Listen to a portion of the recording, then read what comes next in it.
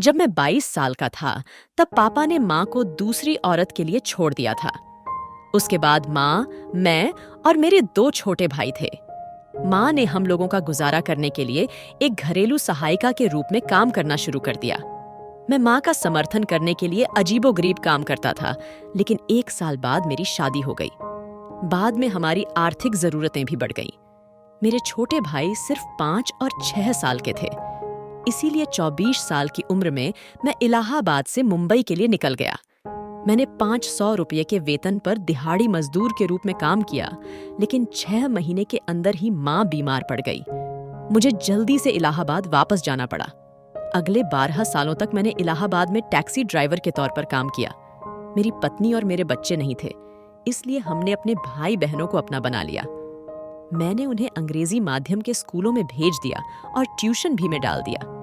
अगर हमारे पास केवल 2 रोटियां होती तो मेरी पत्नी कहती, बच्चों में बांट दो सारा।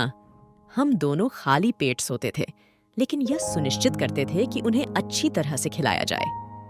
1995 में मेरे भाई ने मुझसे कहा, मैं कॉलेज जाना चाहता हूँ, लेकिन मेरे पास पैसे नहीं थे, तो मैं फिर से बॉम्बे लौट आया। दिन में गाड़ी चलाता था और रात में फुटपाथ पे सो जाता था। मैंने अपना सारा पैसा घर वापस भेज दिया। मैंने उनके कॉलेज का भुगतान करने के लिए 1 लाख का कर्ज भी लिया। 7 साल तक मैं शहर में अकेला रहा। मुझे अकेलापन महसूस होता, लेकिन मेरी पत्नी मुझे लिखती, यह समय की बात है। एक बार जब हमारे बच्चे बस गए तो हम फिर से मिल जाएंगे। समय बीत गया। मेरे भाइयों ने स्नातक किया, अच्छी नौकरी प्राप्त की, शादी की और अपने परिवार के साथ बाहर चले गए। इसके तुरंत बाद मेरी पत्नी बीमार पड़ गई, इसलिए मैं इलाहाबाद लौट आया। कुछ साल बाद माँ की मृत्यु हो गई। अब मैं पहली बार अपने भाइयों के पास गया और कहा कि थोड़े से पैसे चाहिए। भाभी बहुत बीमार है, लेकिन उन दोनों ने दरवाजा बंद कर दिया और कहा, हमारे पास और कुछ नहीं है। अब मैं बिखर गया था।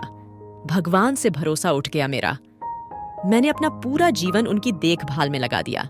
मैंने पत्नी के साथ रहकर घर का त्याग किया और उनके लिए एक बेघर व्यक्ति का जीवन जिया। फिर भी जिंदगी आगे बढ़ी।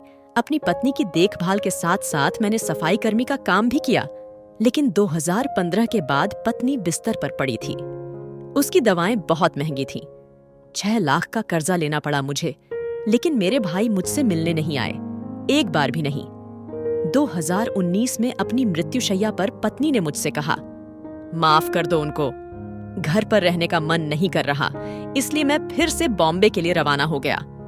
अब 2 साल हो गए हैं। मैं अपनी टैक्सी दिन में 15 घंटे चलाता हूँ और शाम को मैं किराए के अपार्टमेंट में रहता हूँ। मैं हर महीने 15,000 रुपये कमाता हूँ।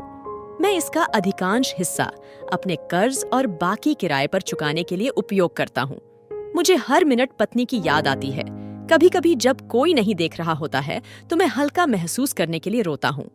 उम्र बस बीत ही रही है। अब मैं अपने दिन गिन रहा हूँ। मैं अपनी पत्नी के साथ फिर से जुड़ना चाहता हूँ।